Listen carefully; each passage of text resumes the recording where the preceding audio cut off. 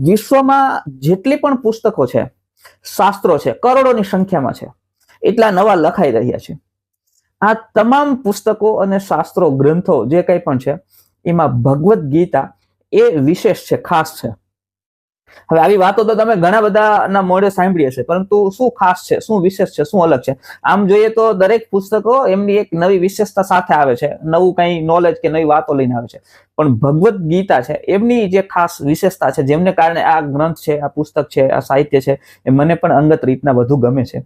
તો સૌથી પહેલા આપણે એના જે થોડા કારણો છે, જે 5 કારણો મારા મંતવ્ય મુજબ છે, એમની ઉપર આપણે ચર્ચા કરીએ.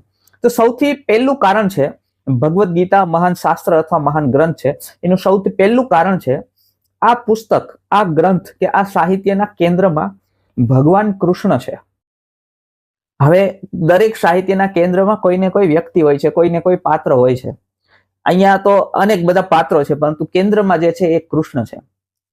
તો કૃષ્ણ કેન્દ્રમાં હોવાથી આ શાસ્ત્ર મહાન શું કામ બની જાય છે, આ શાસ્ત્ર વિશેષ શું કામ બની જાય છે, એમની થોડી વાતો કરીએ. તો કૃષ્ણ જે છે એને આપણે જગતગુરુ તરીકે સ્વીકારીએ છીએ. ભગવાન કૃષ્ણને આપણે જગતગુરુ તરીકે સ્વીકારીએ છીએ. હવે જગતગુરુની સિમ્પલ વ્યાખ્યા શું કોને, મતલબ આપણે જ્યારે જગતગુરુ કહીએ છીએ ત્યારે એ તો બહુ મોટું પદ થયું. મતલબ જગતગુરુ એટલે વિશ્વમાં તમામ જે કંઈ પણ લોકો છે એમના ગુરુ.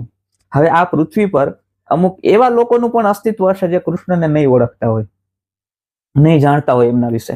એમાં આશ્ચર્ય નથી, હશે. તો પણ કૃષ્ણ છે એ જગતગુરુ છે. શું કામ?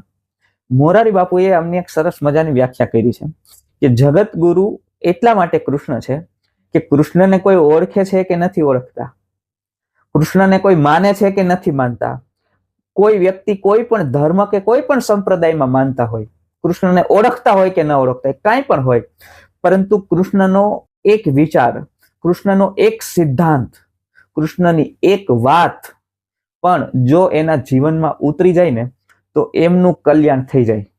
આ વાત ગેરંટી છે.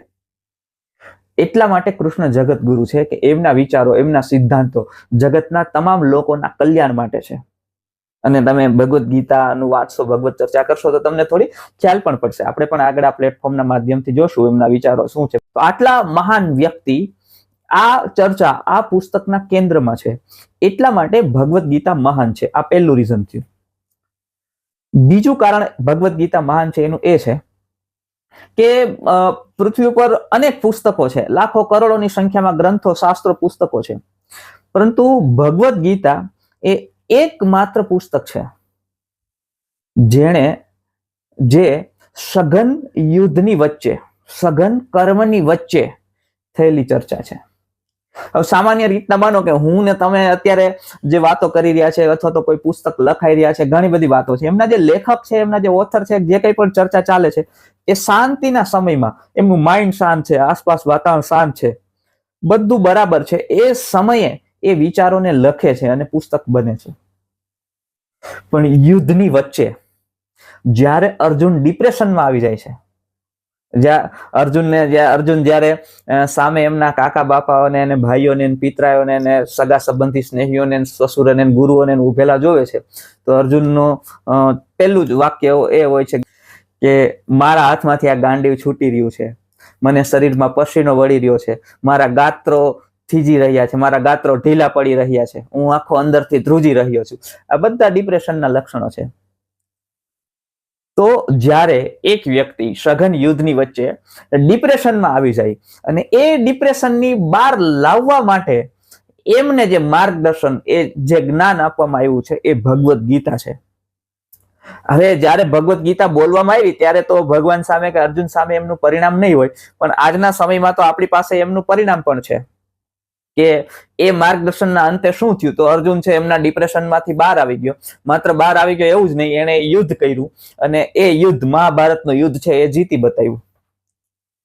તો સઘન યુદ્ધની વચ્ચે થયેલી ચર્ચા, એક વ્યક્તિ જ્યારે એવું નથી કે અર્જુન યુદ્ધ કરતો હતો કૃષ્ણ ભગવાનને માર્ગદર્શન, નહીં, અર્જુન યુદ્ધમાંથી પાછો હટી રહ્યો હતો.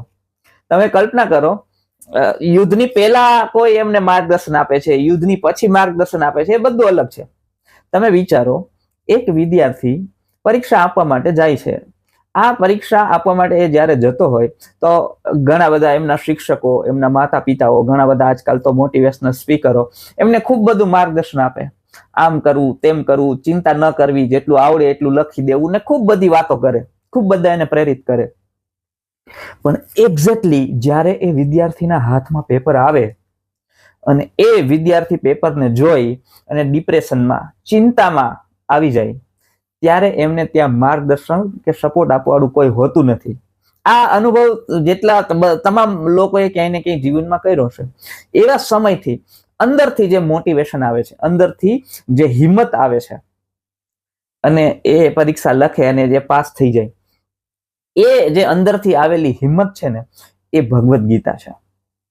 એ કૃષ્ણનું માર્ગદર્શન છે. એ અંદરથી અંદર તમારી અંદર જે કૃષ્ણ બેઠેલા છે એમને આપેલું એક શું કહે કે મોટિવેશન છે, અને એ જ સાચું મોટિવેશન છે.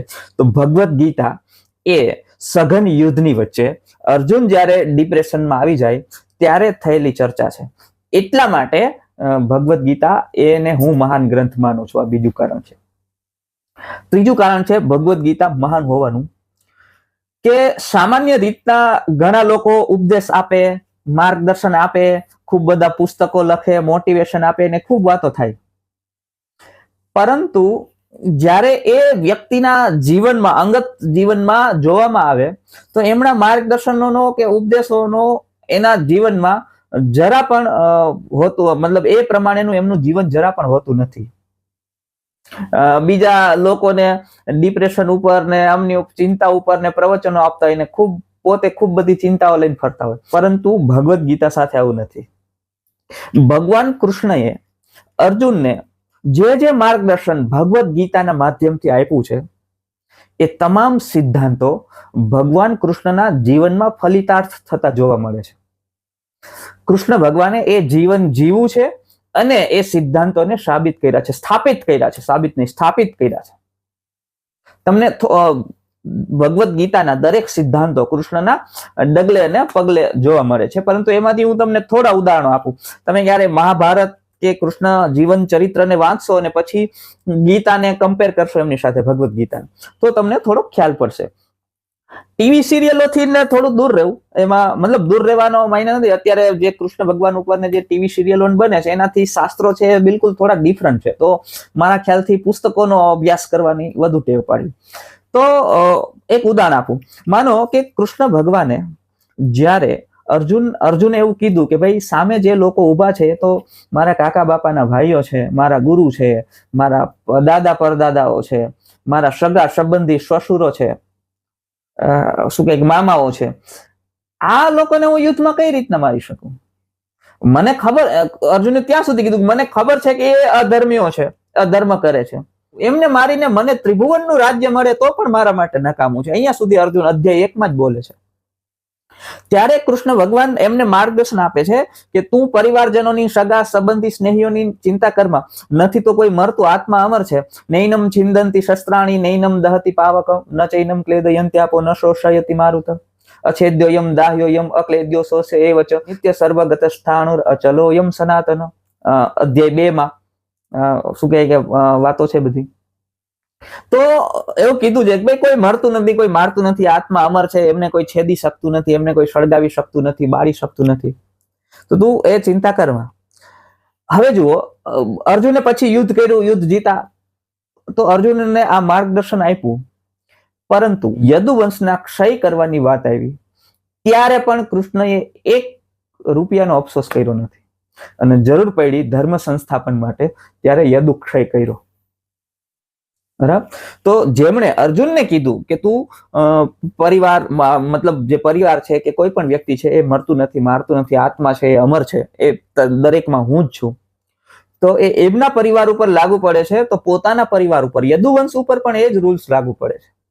યદુક્ષય વખતે પણ એને પાછી પાની કરી નથી. આ પેલું. કૃષ્ણ જયારે બધાની વાતો કરતા હતા ત્યારે પછી અર્જુન છે સગા સંબંધી, સ્નેહીઓની વાતો કરતા, ત્યારે કૃષ્ણે એમને કીધું કે આ મોહ છે, અમને તું જીવનમાં છોડી દે. તો એ જ વસ્તુ કૃષ્ણના જીવનમાં દેખાય છે. જ્યારે કૃષ્ણ ગોકુળ છોડીને ગયા ને નંદ બાવા, યશોદા, ગોપીઓ, એમના મિત્રો, રાધા, અનંત અનંત પ્રેમ કૃષ્ણ પ્રત્યે, બધા પ્રેમની ઉન્મુક્ત ગંગા વહી છે. આ બધાના પ્રેમ, લાગણીઓ, સ્નેહ છોડી અને કૃષ્ણ જ્યારે ગયા છે, ફરીથી પાછું વળીને એમણે જોયું નથી. આ મોહ, આ રાગ, આ બધાથી પર એમણે જીવી બતાવ્યું છે. તો કૃષ્ણ જે અર્જુનને કહે છે એ પોતાના જીવનમાં પણ એ ફલિતાર્થ થાય છે. માત્ર એવું નથી કે એમણે ઉપદેશ આપી દીધો. ત્રીજું કારણ આ છે કે ભગવદ્ ગીતા મહાન છે. ચોથું કારણ મારા દ્રષ્ટિકોણથી એ છે ભગવદ્ ગીતા મહાન હોવાનું, એ છે કે કૃષ્ણ ભગવાન જે આ શાસ્ત્રાર્થ કરે છે, જે આ જ્ઞાનની વાતો કરે છે, જે ચર્ચાઓ કરે છે, એ આ યુદ્ધની બહાર રહીને કે યુદ્ધની પછી કરે છે કે યુદ્ધનો એ પોતે ભાગ ને એવું નહીં, એ પોતે આ યુદ્ધમાં, આ પરિસ્થિતિમાં ઇન્વોલ્વ છે. ત્યાં શું ઘટના ચાલી રહી છે, કઈ રાજનીતિ ચાલી રહી છે, કઈ કૂટનીતિ ચાલી રહી છે, કેની મનસ્થિતિ કેવી છે, એ દરેક પરિસ્થિતિઓમાંથી પોતે પસાર થઈ રહ્યા છે.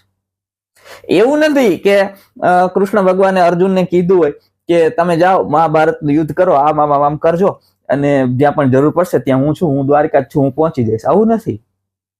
પોતે અર્જુનના સારથી બન્યા છે.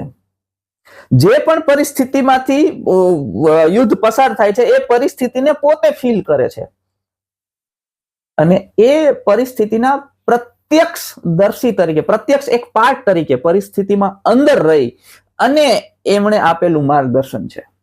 આ ધ્યાન રાખજો. કોઈ વ્યક્તિ, માનો કે અત્યારે સેકન્ડ વર્લ્ડ વોર વિશે કે ફર્સ્ટ વર્લ્ડ વોર વિશે કે વિશ્વના કોઈ પણ યુદ્ધો કે ઇવન મહાભારત વિશે પણ પુસ્તક લખીએ અને હું લખું કે અન્ય કોઈ પણ ખૂબ બધા પુસ્તકો લખાણા છે, તો જે વ્યક્તિ, લખનાર વ્યક્તિ છે ને, એની પાસે ઠીક છે અનંત નોલેજ હશે, ખૂબ જ્ઞાન હશે, બહુ સારું લખશે, પરંતુ એમણે એ પરિસ્થિતિને જીવી નથી, એ પરિસ્થિતિમાં પોતે ઇન્વોલ્વ નથી.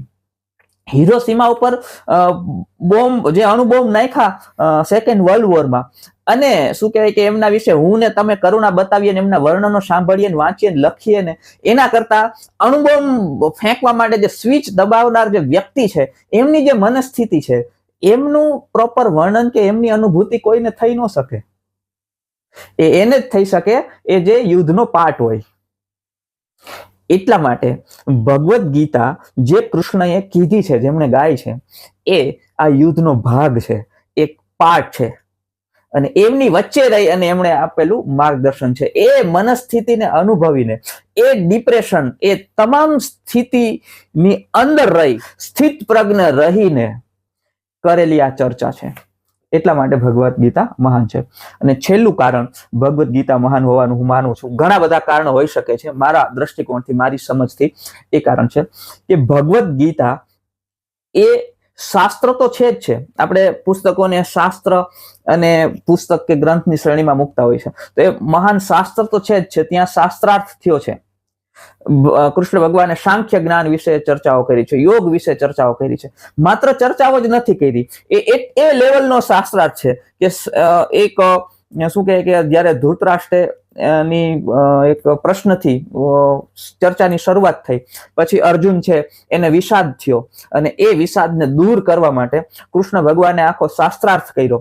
એ શાસ્ત્રાર્થનું પરિણામ આવ્યું અને એને અંતે કૃષ્ણના વિરાટ સ્વરૂપના દર્શન થયા અને અર્જુન છે એ કૃષ્ણને પામ્યો. તો આ સફળ થયેલો શાસ્ત્રાર્થ તો છે જ છે. જરૂરી નથી કે દરેક શાસ્ત્રાર્થની અંદર શું કહે કે પરિણામ મળે, સફળતા મળે.